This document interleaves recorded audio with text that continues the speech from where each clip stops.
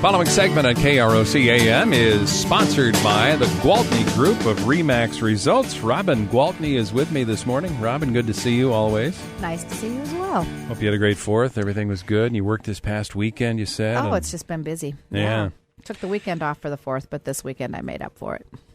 So, as I'm just putzing around online, you see different houses as you drive around and say, well, I wonder curious what that house looks like. And, you just can't knock on the door. Yeah, but no, now, don't do that. The good thing is that you can go online and check it out. And I was doing that, but then all of a sudden I started getting calls from different realtors. Yeah. And what's up with that? I mean, I guess... Well, we have these great tools called Zillow and Realtor.com, all these sites that are out there. Yeah. And they can be helpful, but it also can be like a feeding frenzy. So you could see one of my listings, and if you don't have my phone number memorized, which I know you do, but if you didn't, or if you didn't know my website, then people might just put the address in, like Google the address, and then they'll get this note that says, would you like the listing agent to contact you? Or would you like the agent to contact you?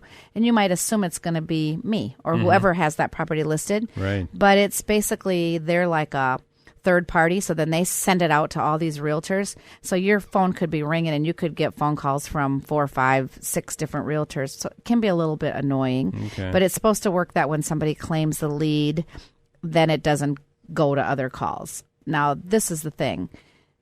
If you want to ask the listing agent a question, just look at the number that's on the sign. That's the listing agent's number. Call that person. Or if you're working with an agent, then I would recommend you call your agent and not the listing agent. So I think a lot of times people don't understand. Over the weekend, I got an email from another agent saying, hey, Robin, your client went online and I got the lead, to show her this property. But then she told me she's working with you. And she said, I told her she should have called you. And she said she didn't want to bother you. She didn't want to bother me on a Sunday. So instead, she just bothered some random agent. But that agent was nice enough to just direct her back to me. And then I explained it to her. That's the ethical thing to do. Of course. And I think that... and that agent also works at RE/MAX, and I tell you, it does make such a difference when people do things the right way and ethically, and it's nice. But I think it's really important for a client to understand that process, and they don't always. I mean, my client wasn't trying to do any harm when she did that. She didn't know. No, she just thought that... being that this one was already willing to contact her, that you weren't, and you were probably and of course if she had called me, exactly, she knows, resort, right? If she had called me, of course, I mean, and so I am going to show it to her, of course. But anyway, so I think that it can be misleading because you think if you go online, you're going to be put in touch with the actual listing agent, and that isn't necessarily the case. And I've seen a lot of ads for Realtor.com now. Oh yeah, Realtor.com. And so huge. There's going to be a lot more of that.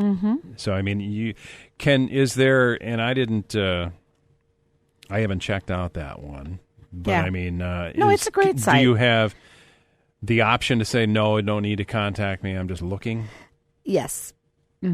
But you have to put your email in there or something for them to get a hold of you. So then you'll be getting a lot of emails from right. When from you put that in there, just know that you're going to be contacted. So if that's what you want, great. But if that's not what you're looking for, then probably don't go that route. All right. Yeah. So you say market is still good. The interest rates are great. Market's wonderful. Yeah, it's really good. Had another one of my listings sold yesterday. Got a very good offer. It's only been on the market 10 days, maybe 2 weeks. So what is the average now? Is it about that? That one was a little bit higher price range. So it just depends on the price range. If you're talking about that $200,000 and less, those are still super hard to come by, and they're still flying off the shelves. Then as you get a little more expensive, they're lasting a little bit longer, but it's still just the best-selling market I can remember. It's really good. We were just driving around with my daughter over the weekend. We were just kind of, I just hopped along with her. She was looking at garage sales and things like that. And, of course, along the way, and then you always look for houses that are for sale just out of curiosity and seeing what's – there are some neighborhoods where there is absolutely no houses for sale. Exactly. some that might have a couple, but it's you don't see that many signs. Yeah, and I've got some buyers, they call and say, oh, I found one. This is the address. And then I look it up. Oh, sold. Yeah, they're still going really quick. They sell before the sign gets up. Well, if somebody is looking for a home, or maybe they want to sell theirs because they want to move up or move down, whatever, or move out, and they want to get a hold of you, how do they do that? My cell phone is always a great option, and that is 507-259-4926. And our website is another great way to reach us or set up a portal, and that is gwaltneygroup.com. And then you'll have contact with one realtor. Yes, or anybody on my team, maybe. Anybody on the team, but we'll all know what we're all doing and what we're offering. So, Excellent. Robin, you have a great week. We'll talk to you next Monday. You do the same. See you next Monday. You do the same.